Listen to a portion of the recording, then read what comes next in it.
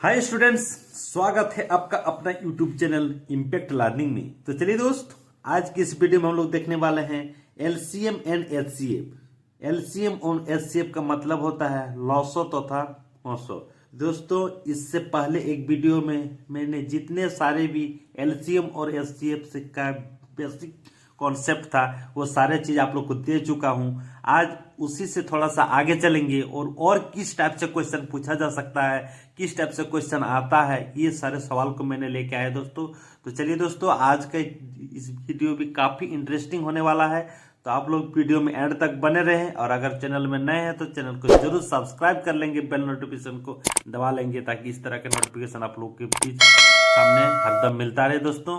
तो चलिए दोस्त, देर न करते हम लोग वीडियो शुरू करते हैं। यहाँ पर देखिए स्क्रीन पे पहला क्वेश्चन लिया गया है कि दो संख्याओं का लॉसो।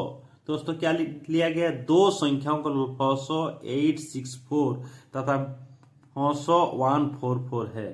यदि उनमें से एक संख्या 288 हो तो दूसरी संख्या ज्ञात करें। तो दोस्तों आप समझ रहे होंगे कि इस टाइप का जब सवाल रहता है तो इसके लिए एक चीज हम लोग जानते हैं दोस्तों, यहाँ पर लिख देना चाहता हूं। एक चीज हम लोग जानते हैं कि दो संख्याओं का क्या होता है, दो संख्याओं का गुणनफल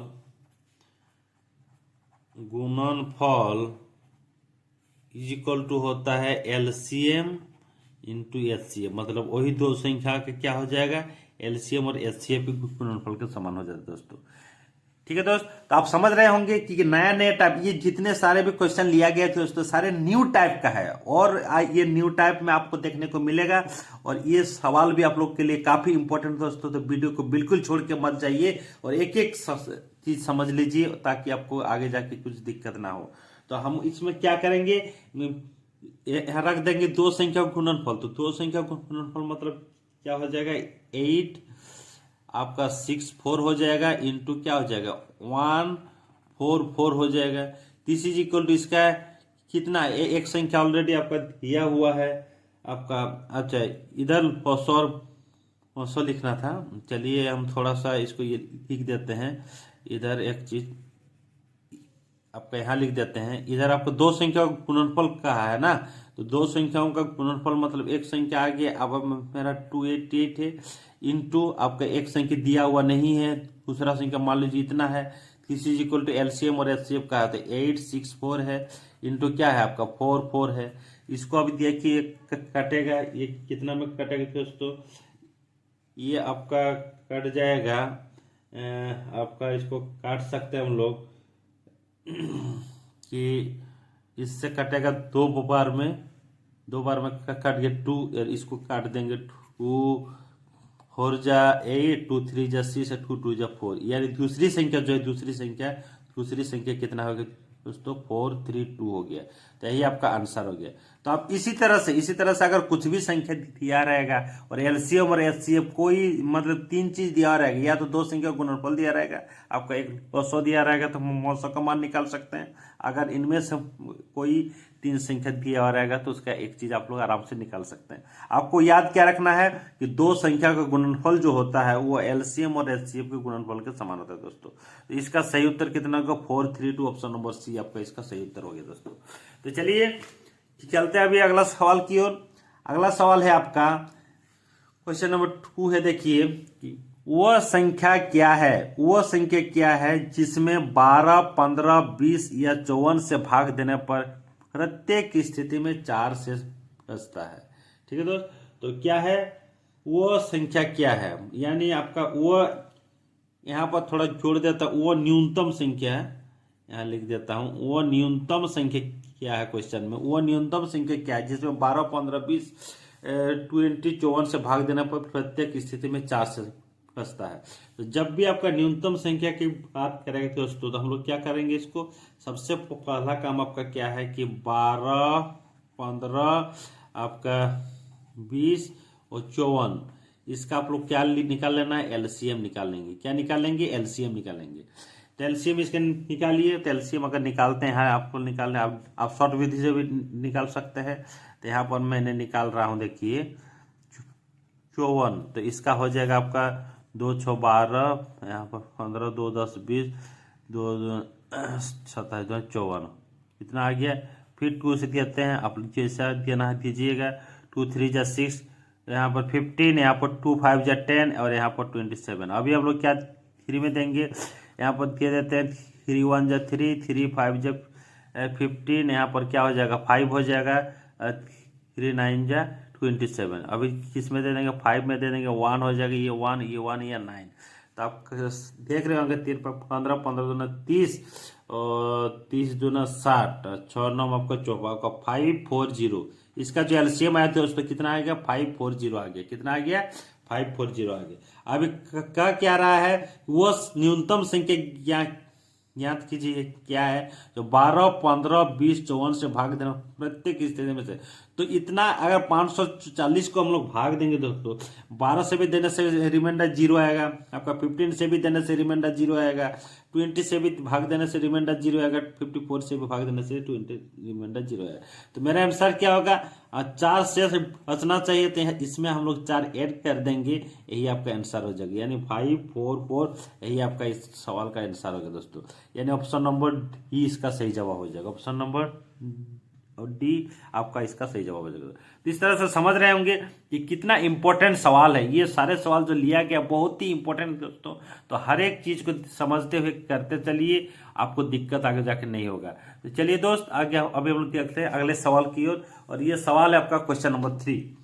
क्वेश्चन नंबर 3 भी काफी इंपॉर्टेंट है दोस्तों। देख लीजिए जरा किस टाइप से सवाल पूछा गया है कि छात्रों की अधिकतम संख्या ज्ञात करें। छात्रों की अधिकतम संख्या ज्ञात करें जिनके बीच 1001 कलम और क्या है तथा 910 आपका पेंसिलों को इस तरह बांटा जाता है कि प्रत्येक छात्र को बराबर संख्या में कलम तथा बराबर संख्या में पेंसिल प्राप्त हो। इक्वल आपको डिवाइड करना है। जितने भी आपका विद्यार्थी है तो अधिकतम कितना आपका संख्या होगा, छात्रों की संख्या होगा, जो हम लोग 1001 जो कलम है इक्वल डिस्ट्रीब्यूट कर सके, और 910 जो पेंसिल है इसको भी सारे से आपका स्टूडेंट पे हम लोग इक्वल डिस्ट्रीब्यूट कर सके। ठीक है तो इसके लिए आपको करना क्या है, इसके लिए वेरी सिंपल से ये दोस्तों, आपको क्या करना है 1000 जो 1 है अधिकतम संख्या यहाँ पूछा गया है, तो 1001 और 910 इन दोनों का आपको क्या करना है एचसीएफ निकाल देना। तो सीधी सी बात है, इन दोनों का जो आपका माइनस आएगा यहाँ पर इसका माइनस कर देंगे, यही आपका क्या आ जाएगा, यही आपका एचसीएफ आ जाएगा। यानी एचसीएफ इन दोनों से कितना आएगा 91 आ जाएगा। तो 91 ही एक ऐसा स्टूडेंट होगा दोस्तों, अधिकतम संख्या कितना होगा 91 होगा। 91 स्टूडेंट को हम लोग 1001 कलम को इक्वल डिस्ट्रीब्यूट कर सकते हैं, और 910 आपका जो पेंसिल ये तथा इतना को हम लोग इक्वल डिस्ट्रीब्यूट कर सकते हैं। तो आप समझ रहे होंगे कि सारे चीज का इसका एचसीएफ निकालने की यही आपका आंसर आ गया, यानी ऑप्शन नंबर ए इसका सही जवाब हो जाएगा दोस्तों। तो इस तरह से आपको क्वेश्चन पूछेगा, इसी टाइप से आपका क्वेश्चन रहता है। थोड़ा सा आपको ध्यान देके करना है और समझ लेना है कि इस टाइप से क्वेश्चन का उत्तर देना है। चलिए दोस्तों चलते हैं अभी अगले सवाल की ओर। अगला सवाल दोस्तों काफी इंपॉर्टेंट है दोस्तों, इस टाइप से सवाल हमेशा आते रहता है। तो दोस्तों अगर चैनल में अगर नए हैं तो जरूर चैनल को सब्सक्राइब कर लेंगे दोस्तों, और बेल नोटिफिकेशन को दबाएंगे, ताकि इस तरह का वीडियो आप लोग के समक्ष हरदम मिलता है दोस्तों। बिल्कुल छोड़ के नहीं जाइए, बीच में छोड़ के बिल्कुल नहीं जाइए वीडियो को। सारे चीज को देखते हुए समझते हुए हर एक सवाल का आप लोग सोल्यूशन देख लीजिए किस टाइप से मैंने निकाल रहा हूं, और इसी टाइप से आप लोग निकाल के अपना तैयारी करते रहे, अभ्यास करते रहे दोस्तों। चलिए अगला सवाल है क्वेश्चन नंबर 4 कि 4 घंटियां, देखिए कितना इंपॉर्टेंट सवाल है। 4 घंटियां 4 6 8 तथा 14 सेकंड के अंतराल पर बजती है। वो ये 12 बजे एक साथ बजना आरंभ करती है। तो पुनः कितने बजे ये एक साथ बजेगी। देखिए दोस्तों ये सवाल काफी इंपॉर्टेंट है, और इसी टाइप से सवाल आपका कॉम्पिटिटिव लेवल के एग्जाम में आते रहता है। तो इसका करना क्या दोस्तों, ये चारों ऑप्शन दिया हुआ है, तो इसमें आपको इसका कैसे इसका सॉल्यूशन निकालेंगे जरा देखिए। ये जो 4 6 8 तथा 14 के अंतराल में ये जो घंटी बज रही है, तो इसका सीधा सीधी मुझे क्या निकाल लेना है, एलसीएम निकाल लेना है दोस्तों। इसके क्या निकालेंगे, एलसीएम निकालेंगे। तो एलसीएम जो आपका आ जाएगा, तो एलसीएम आ जाएगा आपका 24 इंटू इसका क्या आ जाएगा आपका 7, यानी 4 7 28 का 8 हाथ में रहा 2 7 9 14 15 16, इतना सेकेंड आपका एलसीएम आ गया। कितना आ गया? 168 सेकेंड आपका क्या गया दोस्तों? एलसीएम आ गया। अभी 168 तो कितना होगा? दिस इज इक्वल टू हम लिख सकते हैं 60 दूना 120, यानी आपका 2 मिनट हो गया, 2 मिनट और आपका 120 और कितना रह गया आपको 48 रह गया, यानी 48 सेकेंड हो गया दोस्तों। तो आपका क्वेश्चन क्या कहा है जरा देखते हैं कि कहा है कि 12 बजे एक साथ बजना आरंभ करते तो पुनः कितने बजे वो एक साथ बजेगी। मतलब 12 बजे अगर एक साथ आरंभ करती है तो पुनः आपका 2 मिनट आपका 48 सेकेंड के बाद पुनः बजेगी, यानी ऑप्शन इसका जो आंसर होगा वो क्या होगा आपका 12 घंटा 2 मिनट 48 सेकंड इसका सही उत्तर हो जाएगा। ऑप्शन नंबर ए इसका सही उत्तर हो जाएगा दोस्तों। तो इस तरह से आपका क्वेश्चन अक्सर पूछा जाएगा दोस्तों। आपको बिल्कुल घबराने की जरूरत नहीं है, हर एक सवाल को समझते हुए कर लेना है, आपका सही सही आंसर आ जाएगा दोस्तों। इसमें बिल्कुल घबराने की कोई जरूरत नहीं है। चलिए दोस्त, एक और इंपॉर्टेंट सवाल आप लोग के समक्ष यहाँ पर लाया हूँ। यहाँ पर देखिए क्वेश्चन नंबर 5। तो क्वेश्चन नंबर 5 है क्या चीज दोस्तों, देख लीजिए कि दो संख्याओं का औसत यानी HCF 8 है। दो संख्याओं का जो HCF 8 है, तो इनमें से कौन एक उनका लॉसो नहीं हो सकता है, यानी LCM नहीं हो सकता है।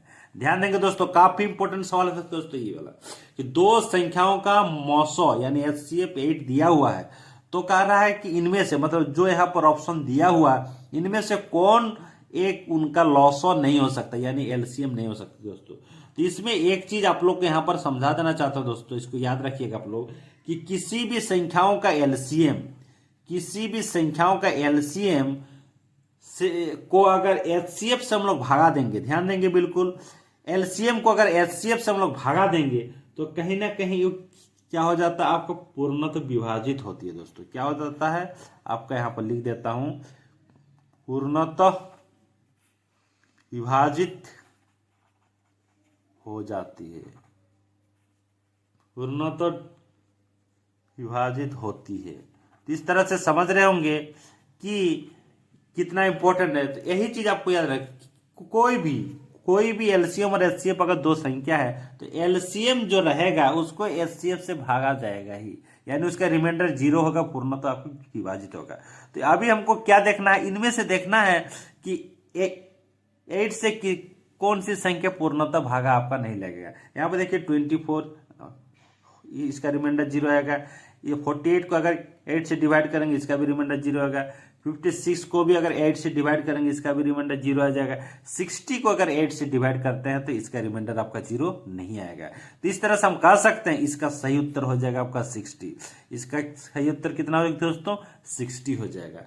तो आप समझ रहे होंगे जितने आपका 5 सवाल आज लिया गया था कितना इंपॉर्टेंट है दोस्तों। ये सारे सवाल को बिल्कुल आप लोग नजरअंदाज नहीं कीजिएगा और सारे सवाल को अच्छी तरह से समझ लीजिए, करते चलिए और इसी टाइप के सवाल को और प्रैक्टिस कीजिए, अभ्यास कीजिए, ताकि आपको बिल्कुल कहीं भी आपका एग्जाम लिखने में डर नहीं रहेगा और इसी तरह के सवाल आने से आप जरूर सही आप उत्तर करके जरूर आइएगा दोस्तों।